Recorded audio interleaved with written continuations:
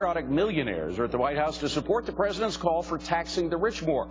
But how much would that really help to close the deficit, and would there be a cost in terms of economic growth? Joining us now is the Wall Street Journal's chief economics correspondent, John Hilsenrath. John, great to see you. Thanks for coming. Appreciate it. Thanks for having me.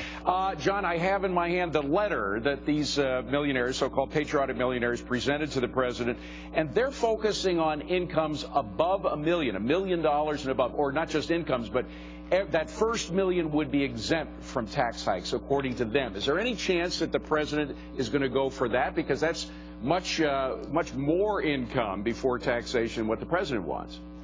You know, that's an idea that some people in his own party proposed before the election. But he seems to be digging his heels in on the levels that he's been talking about, $250,000 for households and $200,000 for individuals. Maybe in a compromise. There's so many moving parts, though. It's kind of hard. It's hard to predict which way it's going to go at this point. But these are people that are pro-Obama, and for them to say, look, we support your idea, the rich should be paying more, but you should start at $1 million. That might be more persuasive to him than what some Republicans are saying.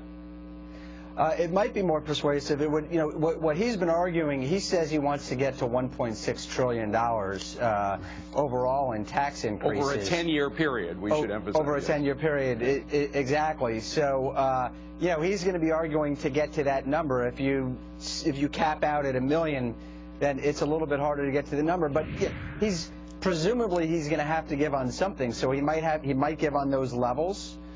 He might give on the $1.6 trillion number too. Well, John, he said yesterday it's simple math, and let's look at some of the math, because some of his figures don't add up. The most that you can get, according to the Joint Economic Committee, the most that you could get if he got all of his tax increases that he wants is $82 billion a year. That's the most. That's the high side. Now, we have a $1.1 trillion deficit. We've had it over a 4-year period. So that's only 8% of that deficit. Where's the other 92%?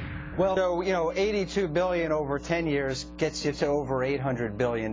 So, and that's just part of the proposal. You know, he's talking about a lot of other pieces that would get him all the way up to $1.6 trillion.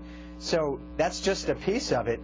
You know, what's interesting to me, $1.6 trillion over 10 years is only about 10% of the $1.2 trillion deficit we're running every year. And as we can see from these figures, we put together some figures of the spending that we've had, federal expenditures since 2007. What we saw is that $800 billion that was going to be a one-time shot to spend for the recession that we were in turned into a regular thing. We keep spending $800 billion year after year. It's become sort of the baseline for spending. So that's not going to be cut. You're going to have to get a lot more revenue than what the president is asking for. And this is the interesting point to me is, so here we are a week into this debate, and all anyone's talking about is taxes. No one is, you know, the president has said, well, he'll accept a conversation about entitlements, but where are the numbers on that front? You know, I think maybe after the Republicans sit down with the president tomorrow, the conversation starts moving in that direction.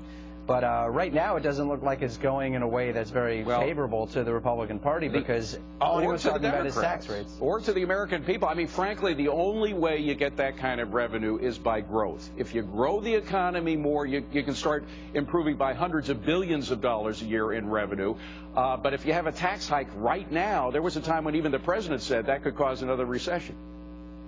And you know, that's an interesting part of this, because, you know, we're heading into, a lot of people are starting to worry that we're going to head into a recession next year.